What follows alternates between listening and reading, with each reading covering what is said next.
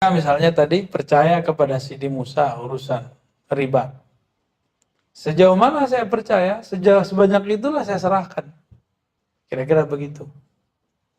Kalau enggak, ya pasti ada yang disembunyiin. Kunci nggak dikasih, gitu kan. Kunci kamar ada yang nggak dikasih. Gitu. Itu tanda tuh ada yang nggak dipercaya tuh. Nah, berarti belum selesai tawakulnya. Kira-kira begitu ya. Antum nih punya akun sama pasangan diizinin buka, ya, atau nggak diizinin, itu masalah tawakul tuh. Ya.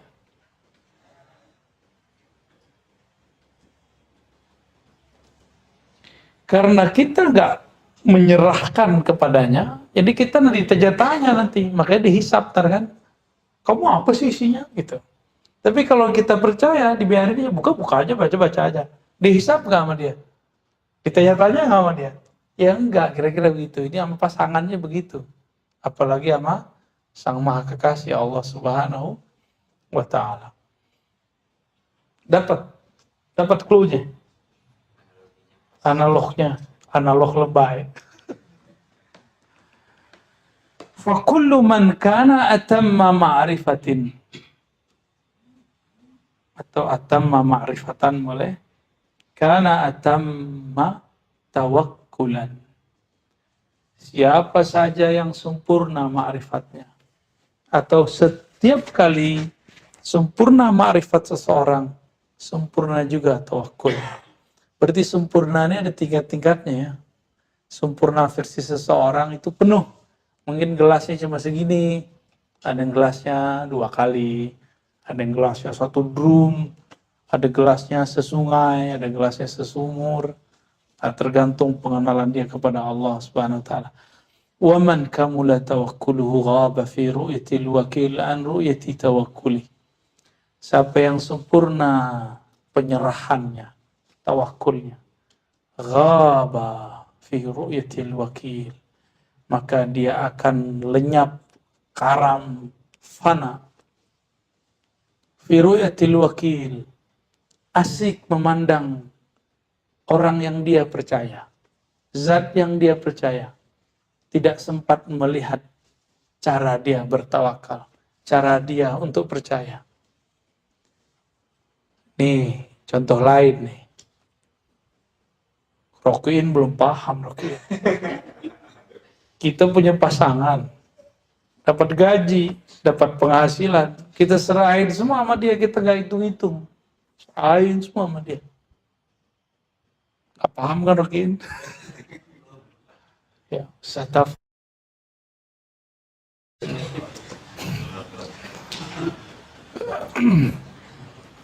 Jadi kalau kita sudah percaya nih, ini contoh gampang kekasih. Berapa dapat dulu, kamu hitung, kamu simpan, kira-kira begitu. Tapi kalau antum tuh masih curiga sama bini, sama istri, waduh gawat. Berarti belum benar-benar kenal sama dia. Belum benar-benar percaya sama dia.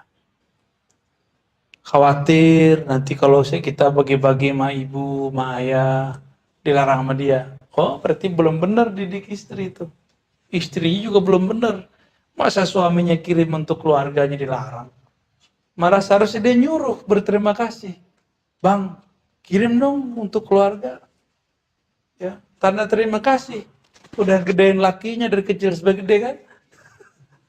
Kira-kira begitu. Tinggal terima kasih doang kok. Ya. Sekarang tinggal megang-megangin dia ya kan. Kan enak tuh sebenarnya. Kalau dia paham. Apalagi laki-laki ini kalau punya ibu, punya istri, 2 hal, 2 sisi. Kalau nggak pinter-pinter ngelolanya, bisa perang dunia ke-7. Bukan ke-3 lagi. Tiap hari soalnya bisa perang. Ngirim dikit cebrut. Tapi kalau antum bisa memahamkan itu, wah itu nikmat sekali. Nikmat sekali. Berkahnya seorang suami itu karena ibunya, bukan karena istrinya doang. Istri itu di bawah keberkahan ibu. Maka ketika Sayyidina Abdullah bin Umar disidang bapaknya, istrimu kurang ajar, kira-kira begitu, cerain, talikha. Abdullah bin Umar lagi kesemsem sama bini, lagi kesemaran. Terus gimana? Nggak percaya. Akhirnya Abdullah bin Umar, udah kita datang ke Rasul aja. Jadi anak sama bapak sempat konflik tuh. Karena Umar merasa ini istrinya membuat dia jauh dari agama. Jauh dari ibunya. Walhasil disidang di depan Rasulullah. Apa kata Rasulullah? Ikuti kata bapakmu. Karena Rasul yang ngomong langsung dekat. Baik, saksikan hari ini. Utalliquha. Aku ceraikan istriku. Berat itu. Sekarang orang kawin-kawin lari coba. Gak paham dia. Orang tuanya lebih berharga daripada lakinya. Ya. Kalau cowok kain lari nggak apa-apa. Ini perempuan. Maaf ya yang kawin lari. Mumpung ada waktu antum minta maaf lah. Inna quwwatal ma'rifati tufidu sarfal ilmi bil adli fil qismah. Kekuatan ma'rifat. Jadi ma'rifat itu energi. Memfaedahkan apa? Sarfal ilmi. Penerapan ilmu secara adil dalam membagikan. Wa annal aqsama nusibat bi'izail maqsum lahum adlan wa muwazanah. Ini masih satu makna ya. Fa'ina nazara ila ghairillah li wujudil jahli fi nafsi wa kullu ma ahassa bi syai'i yuqdah fi tukli yarahu fi manba'in nafs. Fanuqsanu tawakkul yazhar bi zuhurin nafs wa kamalu yasbut bi ghaibatin nafs. Ini kaidah. Kesempurnaan tawakkul itu adalah dengan menghabiskan sisi nafsiyah. Kekurangannya, celaknya nafs tawakul adalah menonjolkan sisi nafsiyah. Termakan kita gimana? Itu masih ngomong begitu. Seperti belum percaya. Tawakal tidak ada urusannya dengan malas. Tawakal itu dua hal yang berbeda dengan malas, ya. Udah nyampe di alam tawakal dia. Walaysa lil aqwiya i'tidadun bitasika wa tawakkulihim. Wa innama syughluhum fi taghibin nafsi bi taghwit muradil qalb. Jadi kita nggak sibuk untuk membenerin gimana cara tawakal. Yang kita benerin adalah ngurusin ngalahkan nafsiyah supaya nonjol kolbu. Jadi jangan sibuk, gimana cara tawakal? Kayak antum, gimana cara wusul biar zikir enak, biar khusyuk? Itu kesalahan orang nanya selama ini. Jadi akhta al-sa'ilin fi yawmin al-hadir ay yas'alu kaifa nakhsha. Orang banyak sekarang nanya, gimana cara khusyuk? Benar nggak? Itu keliru. Jangan sibuk bagaimana khusyuk. Khusyuk tempatnya di mana? Maka uruslah kolbumu untuk tidak sibuk dengan selain Allah, itulah khusyuk. Maka khusyuk itu ada tingkat-tingkatnya. Saya sebut saja nama Allah dari awal takbir sampai akhir, itu sudah khusyuk. Khusyuk dalam antazkurahu biismi, menyebutnya dengan namanya. Ada yang khusyuknya dengan merasakan bahwa namanya itu sudah memancar di kolbunya. Ada yang khusyuknya dengan merasa bahwa Allah yang punya nama sedang menatapnya. Ada yang khusyuknya dengan seakan-akan dia memandang ngobrol dengan yang punya nama. Mana yang lebih mudah? Antum coba aja dari awal takbir sampai assalamualaikum baca Allah, pasti keputus-putus. Pasti keputus. Tapi kalau saya zikir, antum zikir, lalu zikirnya diitikatkan, Allah maha memandang qalbuku.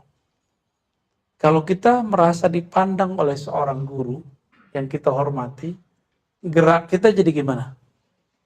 Oh, grogi kalau baru kenal, tapi kalau sudah lama kenal, kita hati-hati. Maka khusyuk ini salah satunya adalah hati-hati, sungguh-sungguh, gitu. Jadi jangan tanya-tanya aneh-aneh kalau bab khusyuk itu. Oke?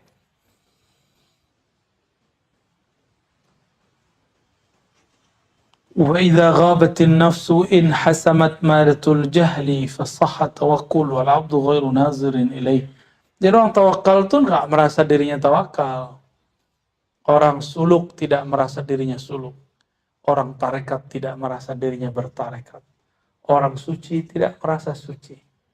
Orang ikhlas tidak merasa ikhlas. Gitu. Nah disitulah boleh orang ngomong ana mu'minun insyaallah. Aku mukmin insya. Tapi kalau maksud dia ana mu'min insyaallah itu syak, itu tidak boleh. Jadi kata insyaallah pada kata iman tidak boleh ada syak. Tapi yang boleh apa? Saya berharap iman saya diterima oleh Allah. Jadi satu kalimat tapi bisa diterjemahkan berbeda. Baik. Inna Allah wa kullama taharraka minan nafsi baqiyatun yaridu ala dhamirihim sirru qawlihi ta'ala inna Allah ya'lamu ma yad'una min dunihi min syai'. Ya, setiap kali ada gerak dari nafsnya, jiwanya, maka ada bisikan ke dalam kalbunya. Allah Maha tahu apa yang mereka seru kepada selainnya. Min syai', apapun itu. Fayaghlibu wujudul haqqi al-ayana wal aqwana. Jadi wujud Allah itu akan mendominasi, mengalahkan wujud selain Allah. Emang wujud selain Allah ada jika dibandingkan Allah? Kan gak ada, kalau dibandingkan Allah jadi tiada. Wa yaral kauna billahi min ghairi istiqlal kauni fi nafsihi wa yasiru tawakkul hina idzin ittirara. Maka dia melihat alam itu dengan Allah, bahwa alam ini tiada kecuali dikunkan, Allah adakan. Dengan begitu dia otomatis ittiraran ini saya nerjemahin bukan terpaksa, tapi otomatis dia bertawakal tanpa perlu ada usaha yang berat. Nggak perlu dibuat-buat, nggak ada takalluf. Dia betul-betul alami. Ya. Wala yuqdahu fi tawakkul misla hadha al-mutawakkil ma yuqdah fi tawakkul du'afa fi tawakkul fi mujul asbab wal wasaid. لأنه يرى الأسباب مواتا لا حياة لها إلا بتوكل وهذا توكل خواص أهل المعرفة. Lain lagi kalau orang ahli ma'rifat, khawas, mereka la yaral asbab, ya, mawatan la hayatan laha. Jadi tidak memandang asbab itu apakah dia mati atau hidup, dianggapnya nggak ada. Tapi sebenarnya yang di alam semesta ini kan semuanya adalah pancaran dari 4 ma'rifat itu. Tiada di alam ini kecuali yang zahir ini adalah fi'il Allah. Yang batin darinya adalah nama Allah. Lebih batin lagi adalah sifat Allah. Lebih asrar lagi, lebih batin lagi adalah zatullah, ya.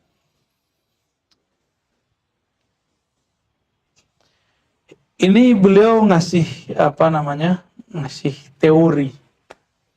Kalau Imam Ghazali dalam Ihya Ulumuddin lain lagi ceritanya. Beliau kalau bab tawakkul dia tambahkan at-tauhid.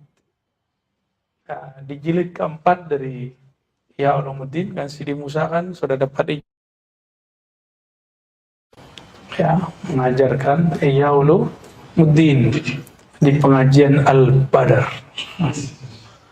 Gimana kata Bang Dik? Allah.